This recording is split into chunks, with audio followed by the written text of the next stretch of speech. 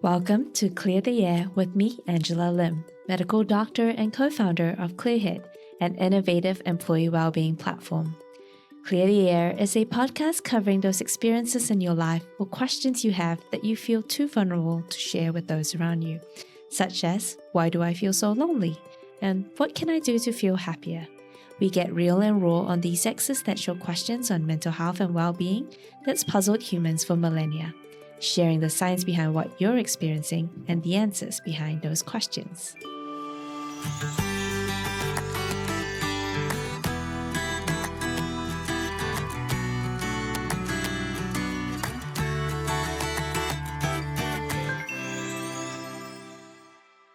In an age overwhelmed by information, opinion, and polarization, the ability to think critically isn't just useful, it's essential.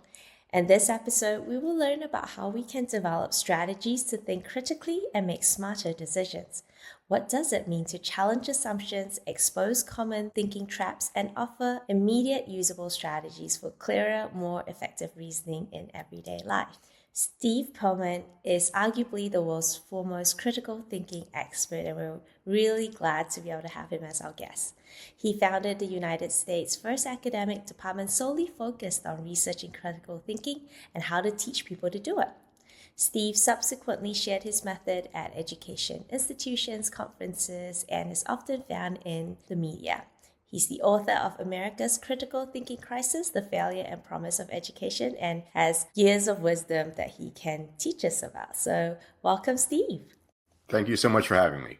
Amazing. Well, to kick us off, Steve, maybe you could share with us how you got onto this path of becoming a critical thinking expert. Sure. Well, I spent 30 years in higher education, and my degree and field of specialty is composition theory or writing theory. And so I broke into that field and I was teaching students to write, and my emphasis was on critical thinking. And I assumed that that is what most people's emphasis would be on. But lo and behold, it was not the case at all. And the number of courses that explicitly focus on critical thinking are very few in higher education. So as I continued that focus, I really became one expert on the subject matter, and then was eventually hired by a university to explicitly found a department around critical thinking and raise critical thinking outcomes across the entire campus, from first-year students through Ph.D. candidates. Now, that sounds like something that we would think is done all the time in education, but the fact of the matter is, and it's very sad, that there's virtually no correlation between higher education and improved critical thinking skills. So it was something very unique, and it required that I delve into all kinds of research to figure out how to do it, because frankly, no one had done it before. And most of the existing methods in education for teaching critical thinking are mythological more than they are substantive. So I worked on that process for about a decade until I made a number of breakthroughs that enabled us to reconceptualize how we consider critical thinking and reconceptualize how to teach it, so that we found a way to do it so that everybody could learn it very easily, because we base it on people's instinctual thinking process. That's interesting. So maybe, Steve, could you elaborate a little bit for the audience? What was it that you felt you had to change in the way that it was being taught, and maybe define for us what critical thinking means for you? Sure. So critical thinking is typically taught, and this is how many of your viewers and listeners will have learned it, or aspects of it, if they learned it at all, if it was explicitly taught to them. And by the way, not learning explicit critical thinking skills doesn't mean that you don't have any critical thinking skills, nor does it mean that you're not intelligent. It's just a question of what's really being taught through academia and how we can improve upon the skill. So as I like to explain to people, I say, listen, everyone's born, with limited exception, but everyone's born with some ability to run. Some people run a little faster than other people naturally. But anyone who wants to be a serious runner is going to have to engage in training with a coach and so forth, right? So whether you're going to run long distance or you're going to run sprints or whatever you're going to do, but critical thinking is the same way. We all have some innate capacity for it. The question is, can we train it to improve upon it? Well, most of the way that critical thinking is taught, when it is taught, and it's rarely taught, but most of the way that it's taught is what we call from the outside in, meaning that we take someone's conception of what critical thinking should be, and then we try to teach students how to do it. This might involve teaching logical fallacies, or it might involve teaching some kind of thinking process or aspects of thinking or what have you. So, for example, the importance of looking at evidence and tracking back the source of evidence. That's part of a reasoning skill, and it's an important thing to do. But that's someone's external conception of critical thinking. What we did that was very different is that we tracked critical thinking back to its source.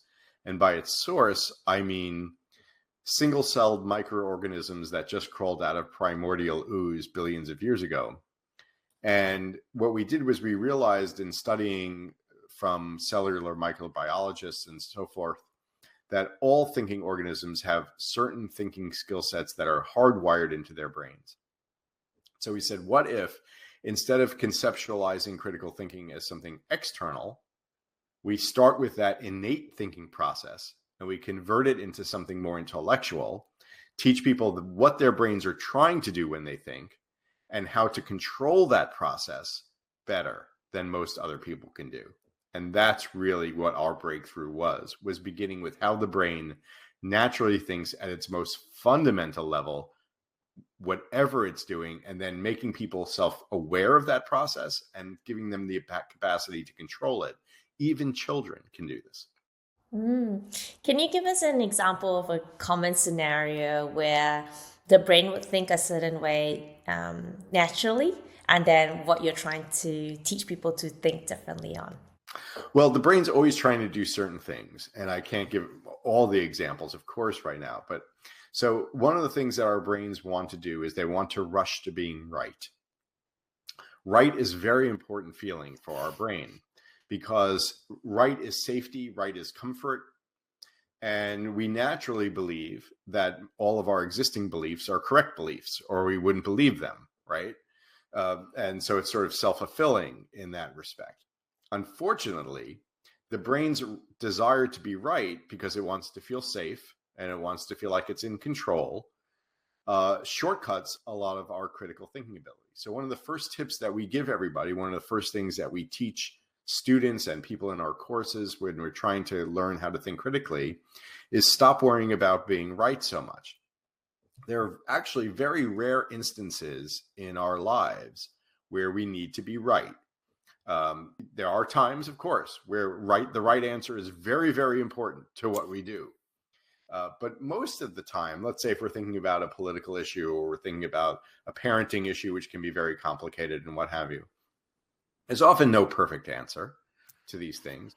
There are some answers that are better than others. And there's also often a case where we don't need to actually have a perfect answer or even a real answer right away. And we can put it off and we don't need to be right. And so if we can take our brains and we can recognize the impulse that our brain has to take shortcuts to being right, and we can slow it down and say, hey, wait a second, you don't need to be right just yet, then we're able to start to extend the thinking process.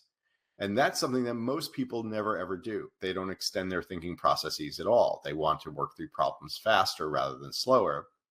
Sometimes that's valuable, but most of the times it's not.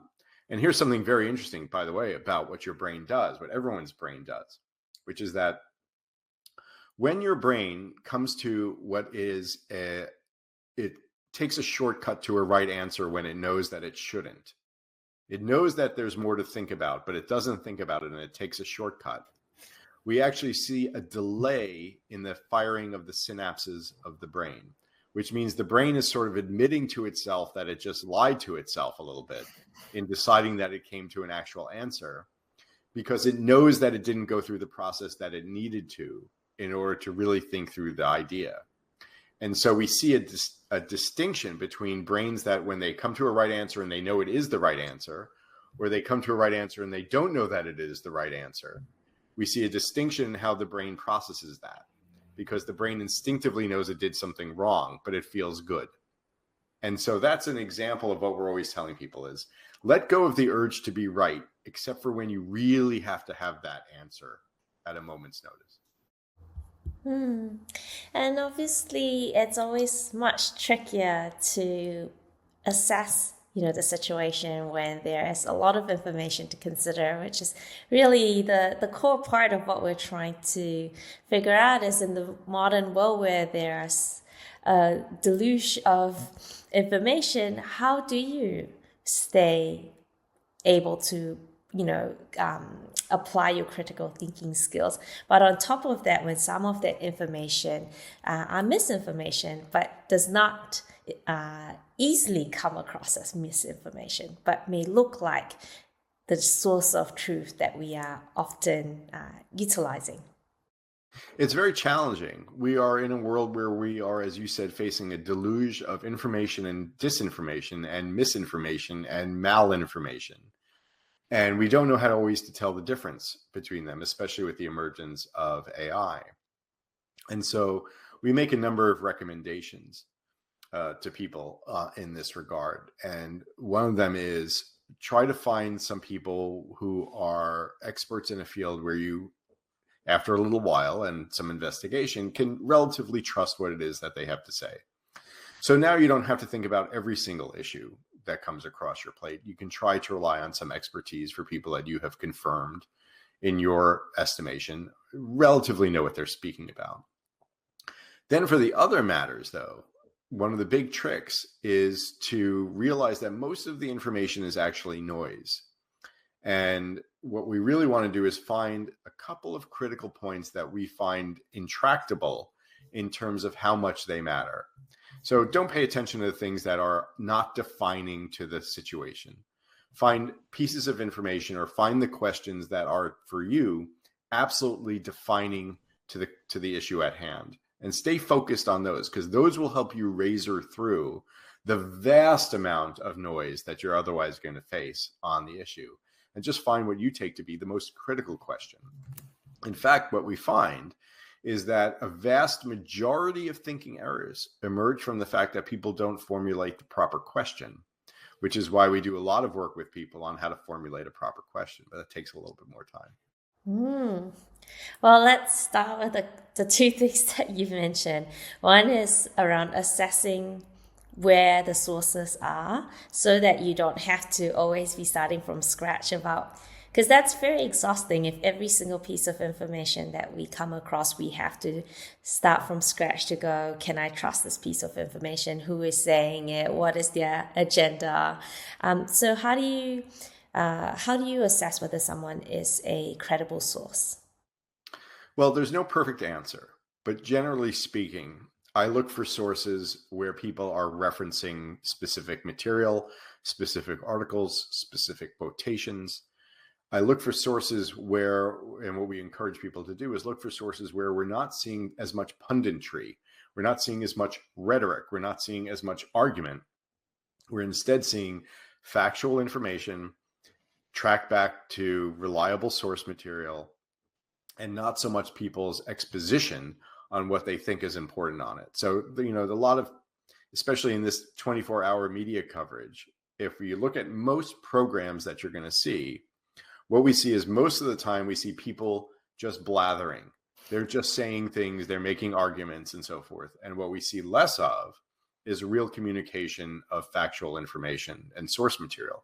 It's not to say that you don't want to listen to anybody who's making an argument. Sometimes we want people to make good arguments about things, of course. But when they're making those arguments, are they referencing, how frequently are they referencing source material? And how much are they just blathering and going off from one point to the next in their own mind until they're so far away from anything that began as an actual fact that we have trouble making the connection backwards? It doesn't, now none of that makes their argument wrong. I have to be very clear. We make extrapolations always as we move away from facts and towards argumentation. That's okay. It's not necessarily wrong. The problem is it's harder to tell if it's right or if it's wrong.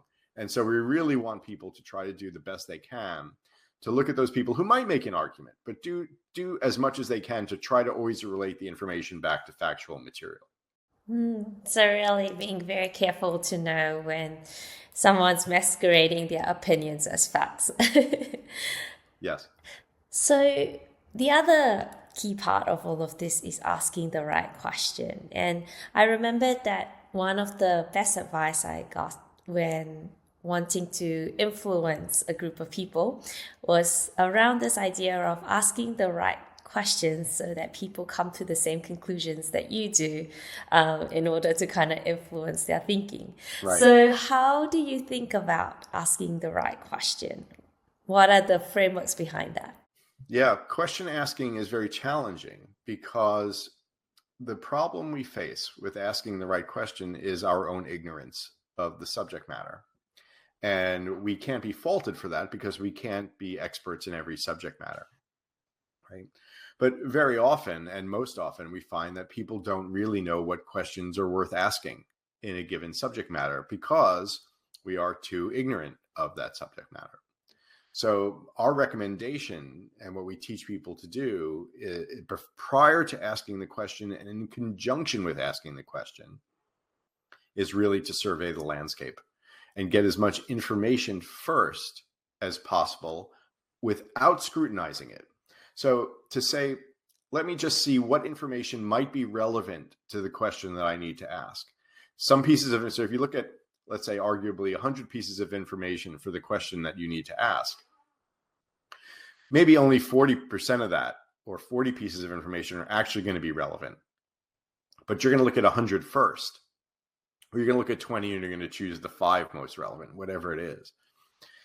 And then that enables you then to start to know what kind of questions should be asked about this subject matter, as opposed to just thinking that you know what questions should be asked about the subject matter. Then, and this is really where it gets very important, it's really a cycle. If you want to ask a good question, don't ask one. Ask your first question, let them do another survey of the information about the answer, and then refine the question. Almost no one takes the time, and none of this is my personal opinion, it's all based on peer-reviewed research. So no one takes the time to refine their initial questions. And most people's initial questions are faulty, not necessarily terrible, right? But also not as on the bullseye as they could be. And those deviations make a great difference in the long run. So people who simply take time to ask a question, survey some more information before, again, worrying about being right, and then refine the question, or even refine it again, go through that process a couple times, think so much better, exponentially better than people who don't take the time to do that. And we're not even talking about a lot of intellectual work here. It might only take us, a few minutes to do another survey of the landscape, and some questions more than others, of course. But just people to take the time to resurvey the information and refine the question do so much better in terms of coming to better solutions or answers than people who don't. Because that was the thing that was at the back of my mind, is what you are asking for doesn't sound like, it does sound like it'll take a lot of time. And so I thought, to do this properly for every piece of information, that might take hours. But you're saying it can actually just take minutes and you can still come to a, I guess, authentic conclusion. Is that right? It depends upon the subject, right? I mean, there's some things that we're already more familiar with and we have easier access to information about. So there might be parenting questions that we're asking. We have to look at how our child is behaving and what our household's like and all the different variables. That information is readily available. And it doesn't take a long time to review it. Sometimes we want to sit around and think about it for a little while, but we're not talking about years of work and review to answer a parenting question necessarily. On the other hand, if you want to start looking into quantum physics, it's going to take you a little longer to figure out what question needs to be asked and how to answer it. So, and everything's on that spectrum between the two. So it's really just a matter of trying our best to make the time that we invest appropriate to the stakes that are at hand. Let's maybe keep going on those parenting questions. As you can imagine, for most families, parenting comes with two different people's opinions and how to parent. And you mentioned it earlier, which is this need to feel right. And we have these thinking traps that we call confirmation bias, where I could easily see again a parent wanting to parent a certain way could say, I'm going to ask the question in a way that validates my opinion already, and I'm just going to seek sources of information that will again confirm what I already believe in. How do you advise people around dealing with the confirmation bias in the way that they seek information and in the way they ask the question? In parenting or otherwise? Parenting is an example, but there are many other spheres in which this would also be true. Well, it's difficult. Again, confirmation bias is another urge of the brain to try to get to right as fast as it can. Right? And so really, especially for parents, what I recommend is intellectual humility. That the goal of parenting is to teach your kids to be independent, to be self-sufficient, to be good thinkers, right? To be good people. That's all what we want for our kids. Okay, so how do we accomplish that? Well, what should reign supreme in a household? Should it be authority or should it be reason, right? I encourage parents to create a household where reason reigns supreme. And reason is not always something that the parents do best. Very often they do, but there are times when not so much. So let me give you an example. Let's say, for example, that your child wants to stay up late one night, okay? And you say, well, and by the way, there's plenty of research on this, on how it affects the developmental growth of the child over time. But you say, well, your bedtime was at 8 o'clock and it's 8 o'clock, it's time to go to bed. Why? Because I said so. It's 8 o'clock, it's your bedtime, it's time to go to bed. Okay. Kid goes to bed. Kid has not learned to respect reason. Kid has learned to respect authority and has not thought through a problem. 8 o'clock, it's time to go to bed. I don't want to go to bed yet. Why not? Well, I just don't feel like it. Well, but last time you stayed up later, you were too tired for school the next day. Yeah, but I just don't feel like going to bed. Well, since you were tired last time, we really think it makes more sense that you at least try to go to sleep. Kid goes to bed. Now, I didn't negotiate with my child. I'm still the authority, but we showed the reasoning process. Now watch again. 8 o'clock, time to go to bed. I don't want to go to bed. Why don't you want to go to bed? Well, because, there's an important, the president is speaking tonight. It's an important speech. I want to see it we're going to talk about it in my history class. Oh, well, that's actually a very good reason not to want to go to bed right now. But aren't you worried that you'll be too sleepy tomorrow? Well, I got an extra good night's sleep last night and I might be a little tired tomorrow, but I think it's more important that I see the speech. Okay, that's a great argument. You made a great argument for staying up later. Stay up later. Watch the speech. I haven't given up any authority in my house by doing that. I'm still the one making the final, or my wife and I or my co-parent and I are the ones making the final decision. What's the process, though? The process has been one of reasoning, right? And that's what we encourage parents to do. That's really the trick, is to learn the intellectual humility to model for your children good reasoning skills, even when it means that you might have been wrong about something. That's what we want them to learn most anyway, is that it's okay sometimes to be wrong, even for parents, and it doesn't undermine who we are as people, right? It actually enriches, and our children respect us more when we can say, you know what, you came up with a better idea than I did. How that kid feels, they want to think more instead of think less. And isn't that what we really want for them over time? That's so awesome. I definitely, when you provided that first scenario of because I said so, was very triggering for me when I was growing up. So, but I love it when my parents did do that reasoning part of it, where where I could feel like my opinions matter, and I could, I guess, practice being an adult, which is what you're doing when you're parenting a child, giving them opportunities to practice being an adult with the way they think, with the way they act. And also, as you said, there is no one size fits all.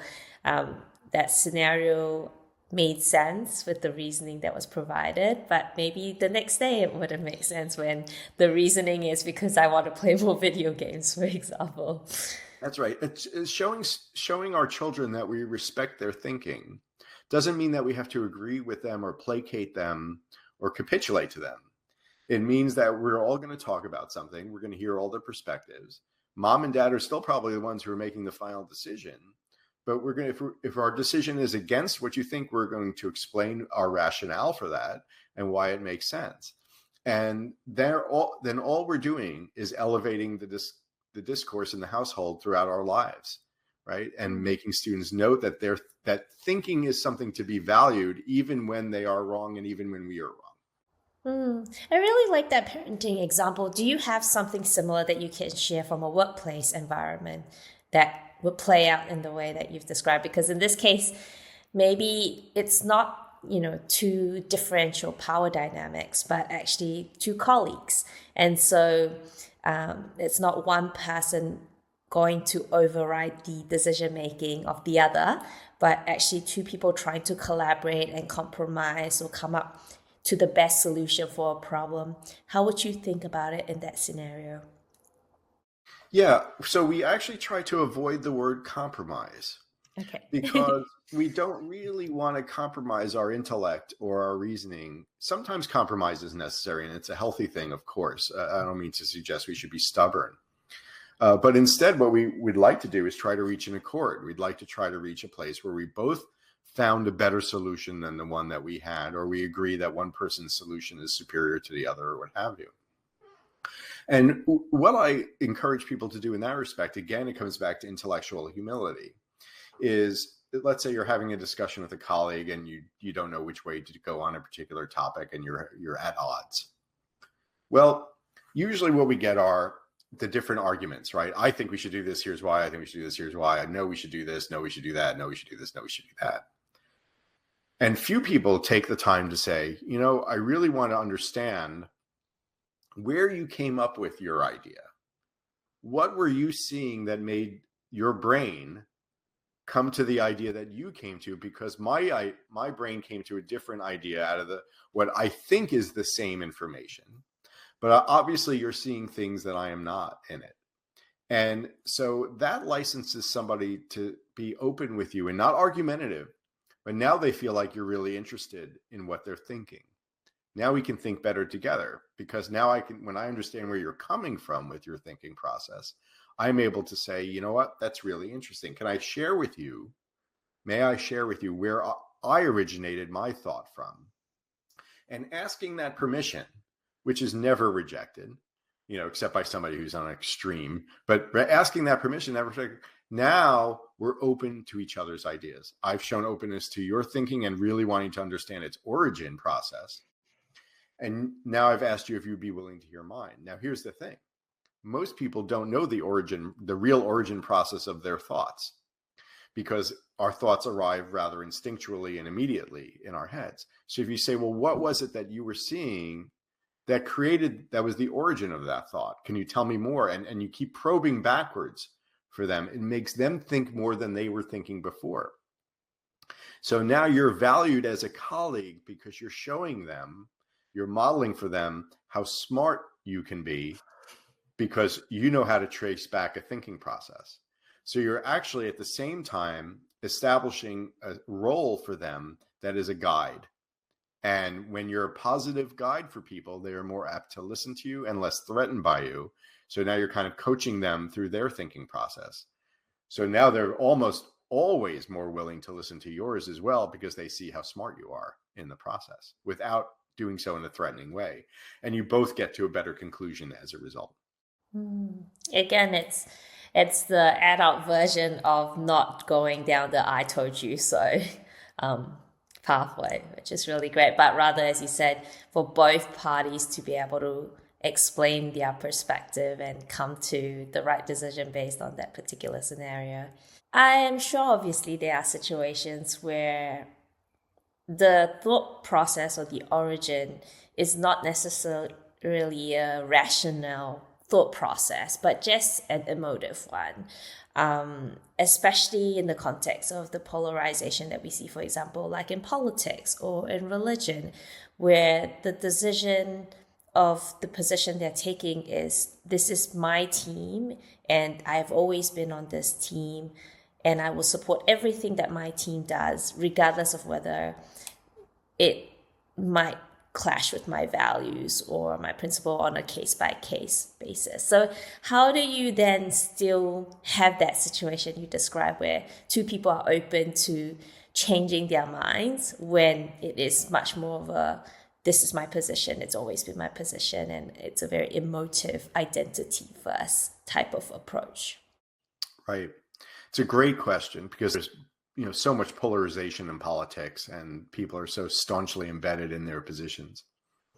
One of the things that we really advise people in this respect is this: you're not going to stop people from being part of a tribe.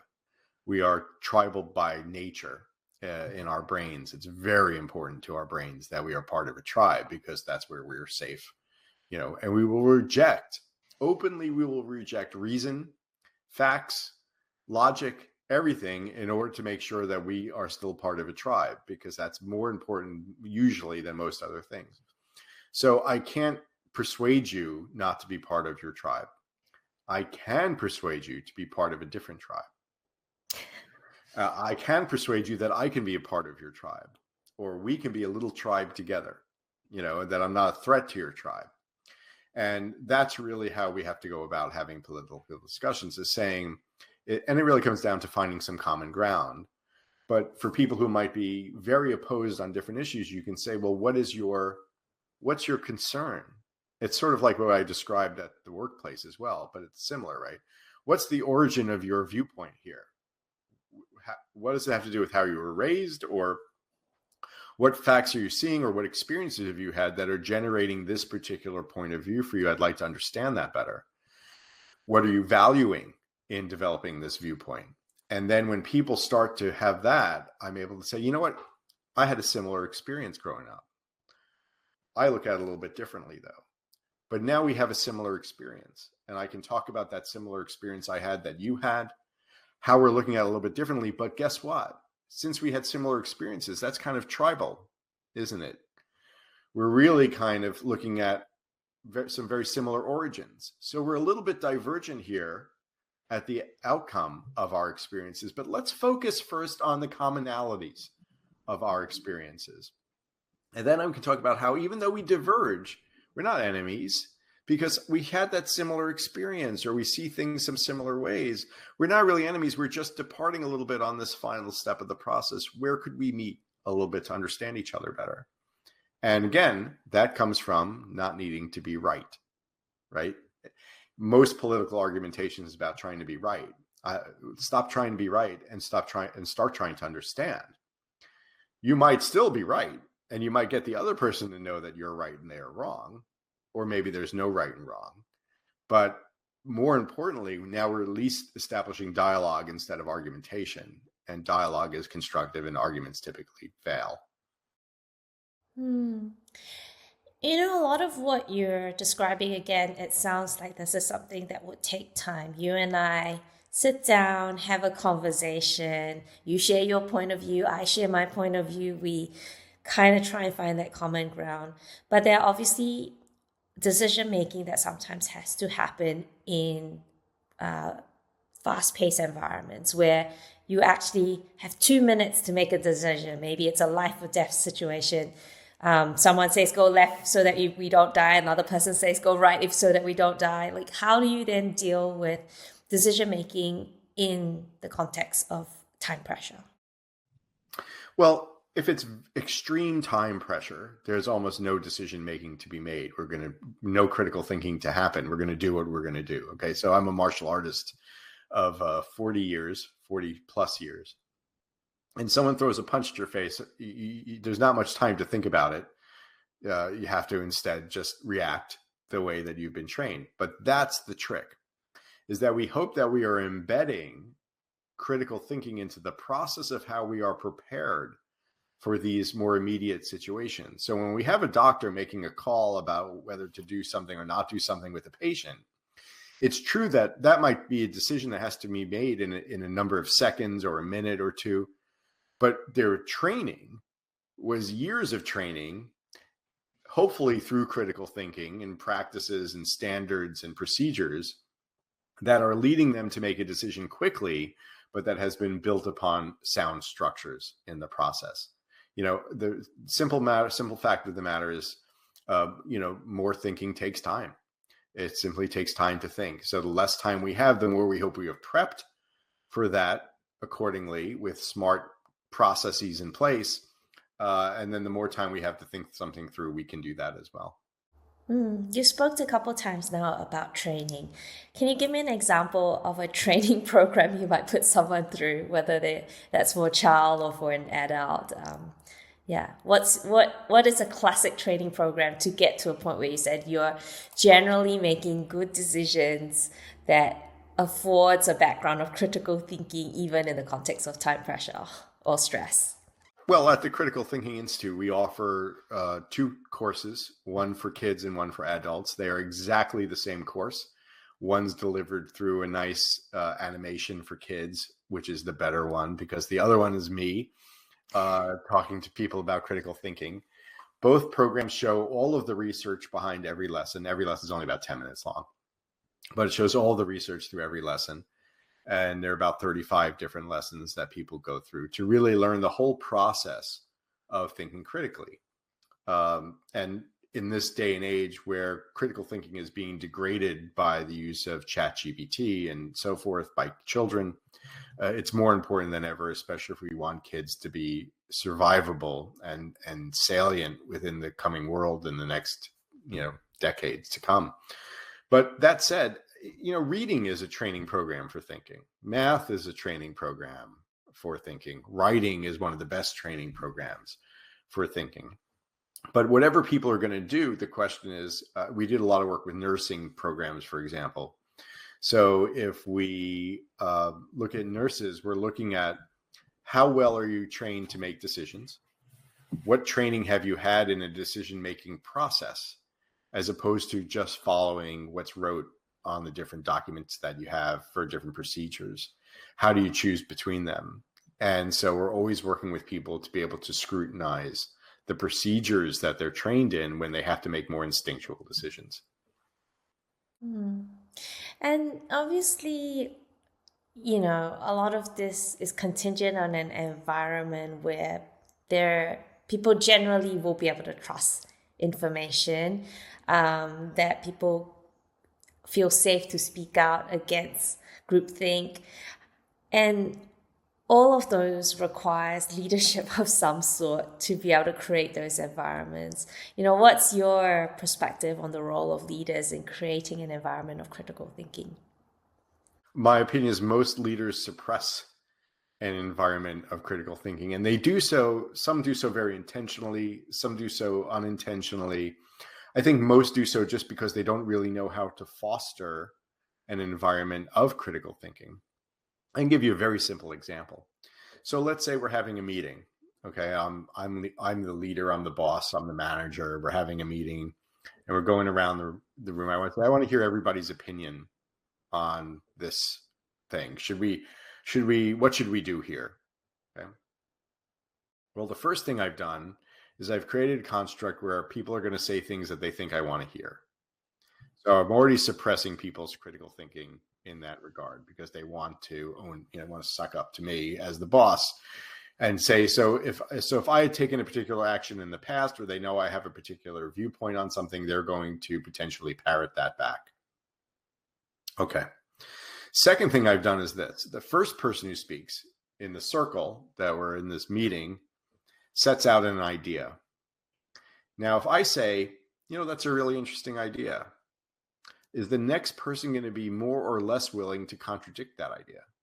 They're going to be less willing to contradict that, because I just said it was interesting. I didn't say it was the right idea. I didn't say that's what we're going to do. I just said, hey, thanks, that's an interesting idea. But now the next person might say, you know what, I was actually thinking the same thing as this first person. And I'm going to elaborate a little bit on how I was thinking the same thing as the first person, because you liked what the first person had to say. So I was thinking that too, and I'm going to show you how, right? So now I've completely suppressed the critical thinking that's happening in the meeting, because there might be someone brave enough down their line to say, wait, I have a totally different take on this. But most people are not going to have the courage to do that. It depends on the corporate culture and lots of variables. So what if instead I say, I'm going to need everyone to write down your idea, and you're going to write it as you want it read out, because you're not going to read it out. We're going to write down all the ideas. We're going to shuffle all the ideas. Everyone's going to read them out as you wrote them. Could be on an index card, could be on a big piece of paper. It doesn't have to be a long essay. Sometimes it might be a bigger essay, but I'm going to write down your solution, and everyone's going to read out the solution as they were written. Now you can't write what you think is going to please me, because it might not know that it was you. Okay. You don't know what the person before you said. So your actual idea has to come to the table, and now you have to have your actual idea win on its merits among the group, because we're not going to know whose ideas were which at first until we make a decision as to which one to go with potentially, or something like that. Now I've created a different kind of critical thinking environment for everybody. I've changed the stakes, I've changed the process, and I've created an area where everybody's thinking is going to be equally valued at first. And the fourth person to go isn't going to be subject to being squelched by the first person who had a good idea. So that's an example of what we teach leaders, because most leaders, with the best of intentions, might hold a meeting and they'll go around the room and they want to hear what everybody thinks. And they don't realize that they really just created a situation whereby the critical thinking is going to be suppressed. But so let's find a way to open it up. And that's one simple example of how to do so. That's such a great example, because when you first described the initial scenario, I didn't immediately think that that was a bad scenario. And through your explanation of a different way to achieve the same outcome, it really made it clear how that process of how to get to that outcome really mattered, in order to prevent people from derailing the critical thinking that can happen by acknowledging that actually, some people might, for example, also be like introverts versus extroverts, and their ability to feel that they can just speak out spontaneously versus that they needed 5 minutes to gather their thoughts and put it down rather than be put on the spot to share their opinion. Exactly. And you might have somebody who has a radically different idea for what to do, and it might be brilliant, but maybe they're scared to share it because it's so radically different. And or they might be the intern, and so did not feel it was their place to share it in front of the CEO. Right. Yeah. So, now we have to take the ideas on their merits and not by who voiced them and in what order they voiced them, and so on and so forth. It changes the dynamic entirely. Oh, that's a really great example. And, when we think about the workplace environment and what the example you've just given, again, it's great if everyone's fresh and energetic and I've got great ideas that I can share. But we know that burnout is on the rise, has been for years. And so what is the role then of how we are able to continue to support critical thinking when people are mentally fatigued, when they're burnt out, when they might be in, not in a safe environment, or there's lots of misinformation that is preventing them from being able to make good decisions. So what is the additional elements we have to consider, especially in the context that someone might not be their best self, whether it's for mental health reasons or otherwise? Yeah, there are a lot of things embroiled in that question. What I would say is this: the brain doesn't like threats. It considers threats to be dangerous, intellectual threats, social threats, workplace threats, implicit threats. I'm not saying necessarily someone's threatened at work, but that they feel threatened by what answer they might give, or their job performance, or whatever it might be. And that actually literally shuts down some of our capacity to think. It just turns certain switches off in the brain that are important for us to be able to think well through things. What the brain loves is challenges. Brain loves to be challenged with ideas and questions. Challenges are great. Threats are bad. How do we convert one from the other? Because the difference between a challenge and a threat is really how we perceive it.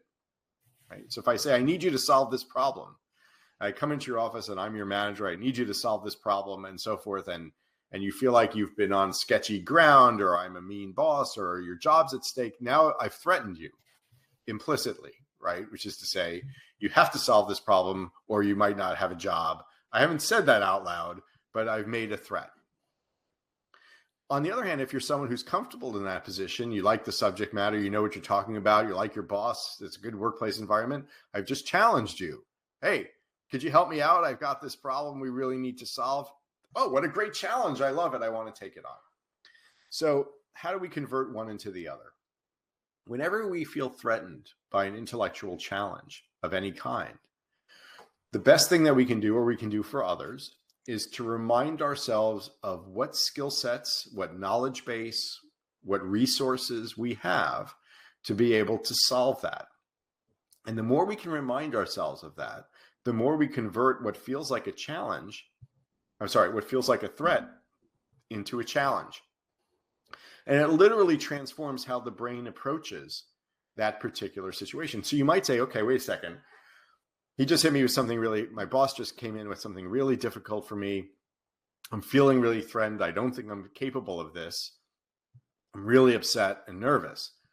What resources do I have available to me? Well, let's see. I have the internet that has probably encountered some problems like this before. I can research it a little bit. I have my friend down the road, or from college, who knows something about this subject matter. Maybe I can give them a call, right? I've got 3 days to work on this. I can do plenty of research. I can talk to lots of people. I get plenty of other ideas about this. And you just start to remind yourselves of what resources and skill sets you have available. And you take that thing that is threatening to you and shutting off your thinking and making you upset, and you convert it into a challenge that you're able to meet. And it doesn't mean, and remember, let go of the need to be right. You don't have to come up with the right answer to that, because there might not be a right answer, and there's no perfect right answer. So let go of that concern and think about the idea that, you know what, I can come up with something good. I can move the bar on this, and maybe I won't even get it all the way. I won't score the touchdown, but I can get it down to the 1 yard line, and we'll get close to where we need to be. And that will be respectable for what I've achieved. And I can explain my process and show my thinking, and people will respect that regardless of whether or not it's the perfectly right answer. Immediately makes me think about how you're actually helping someone not get into that fight or flight or even freeze mode, where you're actually saying you can take action. That simple action is something as simple as just going on to Google. That's one action you can take. Or reminding people, actually, often they do have resources available. They don't have to struggle alone. And I also wanted to kind of highlight that if you are actually just really burnt out or feeling mentally unwell, and that is making you feel that you don't have the capacity to deal with the challenges at work, don't struggle alone. One of the resources is, for example, seeking professional help from a mental health professional, right? And Clearhead is an EAP provider that, if your workplace uses this, you can get that funded support for free. So it's really important that people, as Steve mentioned, really not just kind of shut down and then panic until the day, the minute before, going like, I've done nothing, but actually just keep taking simple steps, keep asking for help, even if that help has to be a professional. That sounds good, but what about if the threat is actually the manager themselves, where they are someone who constantly dismisses your opinion?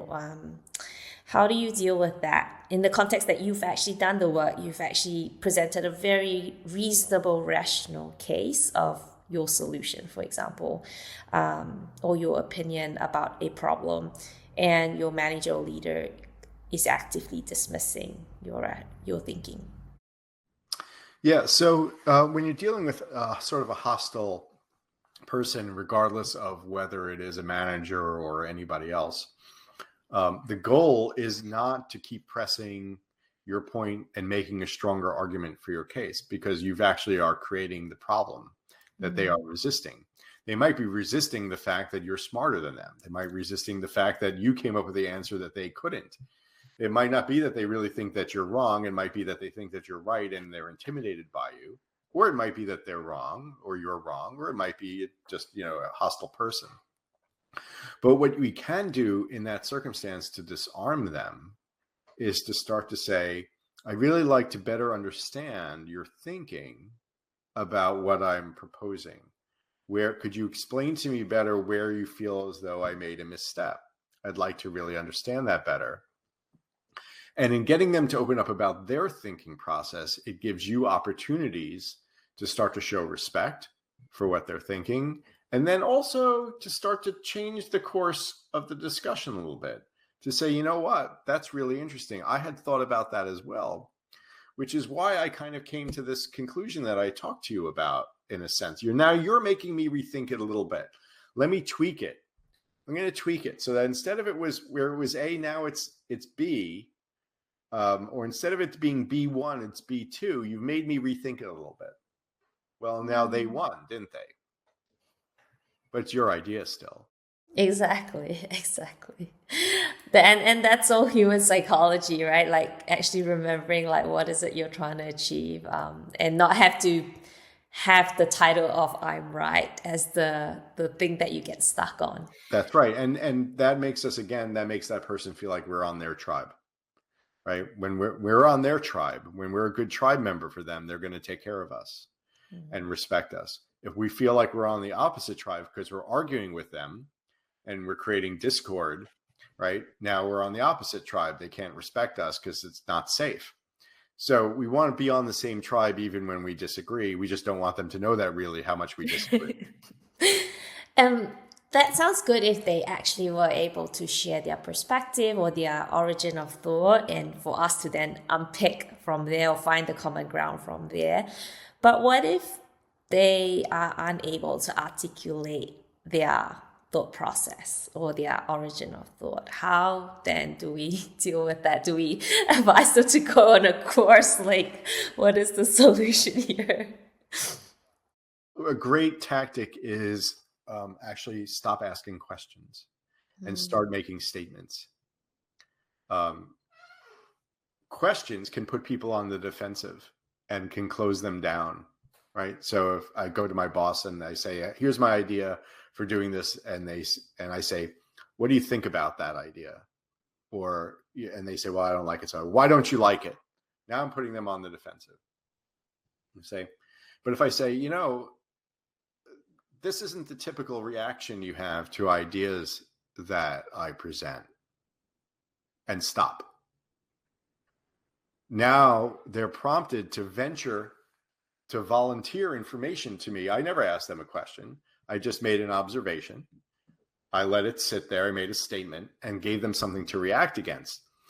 Research shows us that when people are not, depending upon the circumstance, but in a circumstance like this, when we stop asking people questions if they feel like they're in any kind of defensive mode, they will venture far more information if we just make statements to which they react.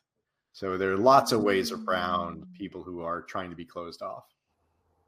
Interesting. Yeah, and you're almost giving them, it's almost like you've put them at like a precipice, and to them they see no other path forward, and with your one statement you're saying, how about this path? And you give them a bridge to walk off without being ashamed or again feeling threatened or feeling defensive. So and again, you guide them to where you would ideally want them to go anyway. So that sounds great. A lot of the examples you gave, in my head, they were in-person examples. Like I'm having this discussion with my child in person. I'm having this discussion with my colleague or boss in person. Is there anything to consider when it's a virtual meeting that we have to consider around how we foster this type of thinking process or critical thinking? Virtual meetings are very difficult because we take out a lot of what makes conversation. It's much harder for us to speak. Sometimes in real conversations in groups of people, we're actually having little side conversations. We're speaking at the same time. We know who wants to speak more by their tone, by their body language. All of that's gone. So I think that what we need to do more in virtual conversations is afford space for people to chime in when we are not specifically either putting them on the spot, nor are we monopolizing the conversation. So opportunities to say, who has a different perspective on this that we haven't touched on yet, is a great question, as opposed to, Dr. Angela, what's your take on that? Right? I put you on the spot now. For some people, that's fine. You might have been waiting to jump in, but maybe you weren't and you were comfortable, but now I've put you on the spot, and now you're going to occupy some kind of airtime potentially that none of us want to hear because you really didn't have anything that you wanted to add. But if I say who's got a different perspective that we need to hear, it invites that opportunity. So yeah, it's very difficult in virtual meetings to accomplish the same thing as in personal meetings. And people don't like hearing that these days because everyone likes working remotely, but it's nevertheless the case. That's so true. And we've spoken a few times that this is something that you can train for. But in the context of like an organization that wants to hire and nurture critical thinking, is it just easier to, hire for someone who already has critical thinking? What are we assessing for? What's your perspective? Well, it would definitely be easier to hire somebody who has critical thinking skills, but how are you going to assess it? Yeah. And most of the short answer critical thinking tests don't really do a great job of assessing genuine critical thinking skills. So you might be able to test whether or not somebody knows some logical fallacies. Very easy to test for that. Doesn't help you at all, really, in the decisions they're going to make for your business. So the short answer tests are problematic. We provide ways at the Critical Thinking Institute to train people up in your organization on critical thinking, of course, and ways to assess it in real time in terms of what actual decisions are being made within your organization, but it's a little bit more complicated.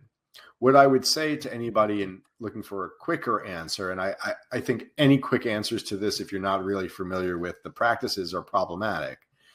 But if you really want a quicker answer, give people a problem and have them write out an answer to it.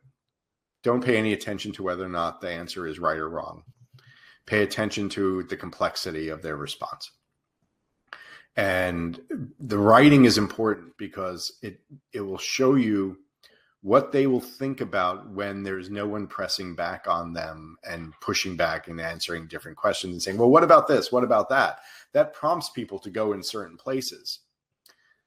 Have people write, it doesn't have to be a very long essay. Write a page as a response to something, but see how many things they factor in and how many things they don't. And the people who make a big argument without factoring in many factors are people you do not want in your organization. People who think more complexly are people you want, even if they don't give you the answer that you think is as good. Of course, you have to make those assessments. A completely insane answer that considers lots of factors is terrible if it's really off the rails. So you have to make your own decisions at that point. But that's one piece of advice we offer. And I'm always very wary about something being taken to the other extreme. So when is it that someone is being a healthy skeptic and applying critical thinking skills versus someone who's just a negative cynic that just shoots everything down, that just says no to everything because they think that they're being a critical thinker? Yeah. So one of the problems we have with people with critical thinking, again, is their need to be right.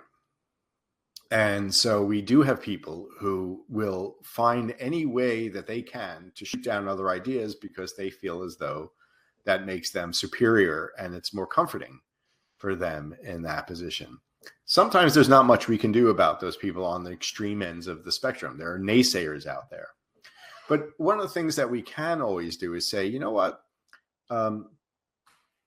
You're clearly seeing this in a way that is broader than the rest of us are seeing it, because when all these suggestions that we've made, you've found some issues with that we didn't initially account for.